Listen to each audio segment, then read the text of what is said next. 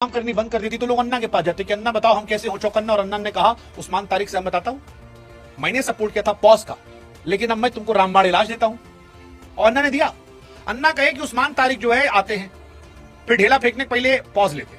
अन्ना ने नहीं कहा ढेला फेंकने को, ढेला हम कह रहे हैं क्योंकि वो ढेला फेंकते।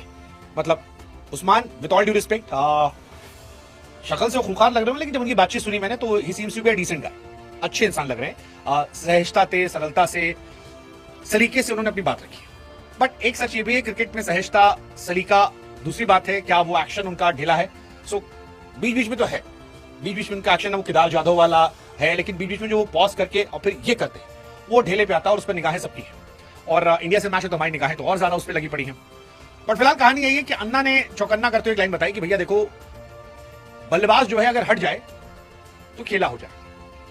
हाँ, मतलब जब वो आए और पॉज ले तो बल्लेबाज हट जाए, हमको पता ही नहीं कि गेंद फेंकने वाले, हमको लगा रुकने वाले हैं। उस्मान तारिक जिनकी जमकर चर्चा हो रही है, उनके जो है बॉलिंग का कहा जाए कहीं ना कहीं तोड़ मिल गया है। जो वो स्पिन करते हैं जिस तरीके से कंफ्यूज करके करते हैं, और ये तोड़ दिया है रविचंद्रन अश्विन ने। अश्विन ने बताया है कि उस्मान तारिक, कुछ भारतीय टीम को उन्होंने सलाह दी है, फटाफट इस पर चर्चा कर लेते हैं। अश्विन ने यह सलाह दी है कि अगर भारतीय बल्लेबाज क्रिकेट की रूल बुक का पालन करते हैं तो तारिक भारत के खिलाफ मुकाबले में गेंदबाजी नहीं कर पाएंगे, यानी कि उस्मान तारिक का जो वो एक्शन है वो नहीं चल पाएगा। उन्होंने कहा है कि टीम इस बार, पाकिस्तानी टीम इस बार स्पिन विकल्पों की भरमार के साथ उतरी हुई है। मोहम्मद नवाज, शादाब खान और सैम अयूब और उस्मान तारिक विकल्प के तौर पर हैं। मिस्ट्री स्पिनर तारिक गेट डालने से पहले लंबे पॉज के कारण सबसे ज्यादा चर्चा में है, और जिसकी हम पहले भी आपको खबर बता चुके हैं। उन्होंने ये ठहराव बल्लेबाजों की ट्रिगर मूवमेंट को बिगाड़ दिया है और उन्हें लाइन लेंथ पढ़ने में मुश्किल किया है।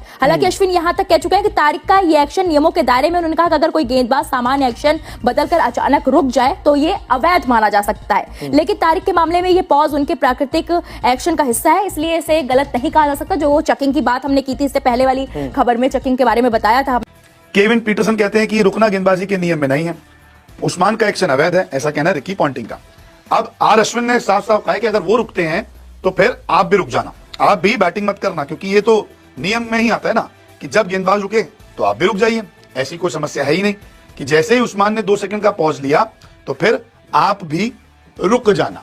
अब अगर उस्मान तारिक के एक्शन को लेके बहुत सारे दर्शकों के मन में सवाल चल रहा है, तो फिर इसका जवाब उन्हीं से जान सकते हैं जिनको फैसला लेना पड़ेगा कि एक्शन में जो पॉज है उसको बरकरार रखा जाए या नहीं। Former ICC umpire Anil Chaudhary, जिनको आप बहुत अच्छे से जानते हैं, हमारे साथ जुड़ रहे हैं। अनिल भाई, सबसे पहले तो the action has been clear twice, तो उसमें कौन से 2 मापदंड हैं जिसके चलते एक्शन लीगल है? एक तो उन्होंने उसका चेकिंग चेक किया, उनको ठीक लगा, उसमें कुछ जो उनका बेंडिंग और स्ट्रेटनिंग है वो परमिसिबल लिमिट के अंदर, यानी कि 15 डिग्री से ज्यादा नहीं है।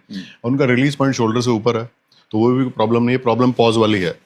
पॉज वाली पे आता हूँ। प्रॉब्लम क्योंकि एक तो आप उनका जब बॉडी का स्ट्रक्चर देखते हैं, बहुत गेंदबाज शायद ये ना कर पाए क्योंकि खड़े खड़े उतना मोमेंटम जनरेट करना आसान नहीं, लेकिन बड़े ऊंचे कद के हैं, उंगलियों में बहुत ताकत है, and he just stands and generates all the power. Side line cut नहीं होती, क्या उसका कोई रिस्क है? अब बहुत बारीकी से उन्होंने उस जंप को टाइम किया। उनका जो डिलीवरी स्ट्राइड है वो अंदर से ही है, वो आते बाहर से, लेकिन डिलीवरी स्ट्राइड ही कंसीडर होता है, तो वहाँ रिटर्न क्रीज कट नहीं कर रहे हैं, बहुत ध्यान से हमने देखा। पर जहाँ तक ये पॉज की बात है, क्योंकि वो सारी बॉलें एक ही तरह डालते हैं, तो उनका ये नॉर्मल रूटीन एक्शन है। प्रॉब्लम तब आएगी जतिन, जो किसी दिन बिना पॉज के डाल देंगे, वो डिसेप्शन होगा। तो अगर वो पॉज नहीं करते, अब अंपायर तो सामने देख रहे हैं, क्या स्क्वायर लेग अंपायर का कॉल होगा या उसमें बैटर को अपनी मदद करनी पड़ेगी टू ब्रिंग द अंपायर? दोनों ही बातें होंगी। Square leg umpire generally follow करते हैं, क्योंकि स्क्वायर लेग अंपायर को बड़ी चीजें देखनी होती हैं, आप उसका आर्म भी देखना होता है, और रहता है फ्रेम में रहता है बॉलर। बैट्समैन को पुल आउट करना पड़ेगा। आप याद कीजिए, एक बॉलर थे शिवम शर्मा, 360 बॉल डाला था उन्होंने, वो था डिफरेंट एक्शन, क्योंकि उसका रूटीन एक्शन नहीं था। अगर वो 6 की 6 बॉल ऐसे डालेंगे तो उनका भी लीगल है। और ऐसे आप रसल का याद कीजिए एक्शन आईपीएल में, वो आए थे, रुक गए थे, फिर डाला था, वो था डिसेप्शन। या तो वो सारी बॉलें ऐसे ही डालें। अब ये क्या करते हैं जनाब, ये सारी बॉलें एक तरह डालते हैं। अभी हमने जो पॉज टाइम करने का प्रयास हुआ था ब्रॉडकास्ट पे, 1 सेकंड और कुछ मिली सेकेंड्स के आसपास का ये पॉज है। अगर ये पॉज लंबा हो जाता है 2, सवा 2, 2.5, मतलब 3 सेकंड के आसपास, आप सोच भी नहीं सकते। But just for argument sake, अगर ये पॉज बहुत एक्सटेंड कर देते हैं, कम कर देते हैं, तो आपने कहा कि अगर बिना पॉज के डालते हैं तो अंपायर्स कैन ऑब्जेक्ट। लेकिन अगर इस पॉज को बहुत लंबा कर देते हैं, then what can the batter do, और अंपायर्स क्या करेंगे? That is again change is routine.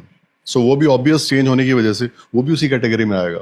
तो ये जो पॉज है प्रैक्टिकली मोरलेस सेम रहना चाहिए। हालांकि मैनुअली कभी भी एक जैसा नहीं हो सकता, जरूर सेकंड्स का फर्क आएगा, माइक्रो सेकंड्स का, बट अगर ऑब्वियस चेंज हुआ तो I think batsman should pull out, then umpire will consider it. अगर बैटर पुल आउट करता है एक बार और अंपायर को लगता है कि रूटीन एक्शन नहीं है और उतना ज्यादा पॉज नहीं है, तो क्या फिर बैटर को भी वार्निंग दी जा सकती है? Very interesting. आप कहाँ से ला रहे हो सवाल ये?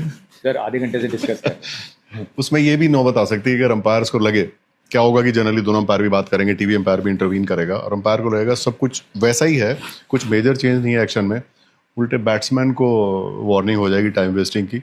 ऑफ कोर्स पहली बार फ्रेंडली वार्निंग होगी, लेकिन अगर बैट्समैन फिर भी नहीं माने तो उनको ऑफिशियल वार्निंग भी हो सकती है टाइम वेस्टिंग की। Wow, that's how it is. मतलब रूटीन एक्शन की तरह आपको समझना पड़ेगा। My last question to you is, हम शोल्डर के ऊपर रिलीज पॉइंट की बात कर रहे हैं, नेकेड आई से शायद हमेशा पता ना चले, ये साइड लाइन की जो कटिंग है और जो रिलीज पॉइंट है, क्या थर्ड अंपायर इसको टेक्नोलॉजी के जरिए हर गेंद पे इज दिस बीइंग इवैल्यूएटेड? क्योंकि जब आप नीचे से डालते हैं ऐसे, कई बार केदार जाधव भी किया करते थे, is it being checked every time कि शोल्डर के ऊपर से है या कभी नहीं है? देखिए, जितने भी आपकी साइड कटिंग और फ्रंट फुट वाली है तो ऑटोनो बॉल में कवर होती है। हमने आईपीएल में रियान पराग के साथ ऐसे किया था। हम लोगों ने टीवी एम्पायर को बोला था कुछ भी ऑब्वियस लगे, कुछ भी लगे कि टाइट है तो हम तुम्हारे पास आ सकते हैं ऊपर, क्योंकि बहुत अलग तरह की नो बॉल है। और हमने 2-3 बार चेक किया, हमें थोड़ा ऊपर ही लगा वो। बिल्कुल लेना चाहिए, क्योंकि बहुत मुश्किल है कि वो नीचे ऊपर, लेकिन वो जिस तरह वो बॉल डाल रहे हैं वो इशू नहीं आने वाला, वो थोड़े ऊपर ही है। उनका इशू है पॉज को इंक्रीज और डिक्रीज करने पे आएगा जब भी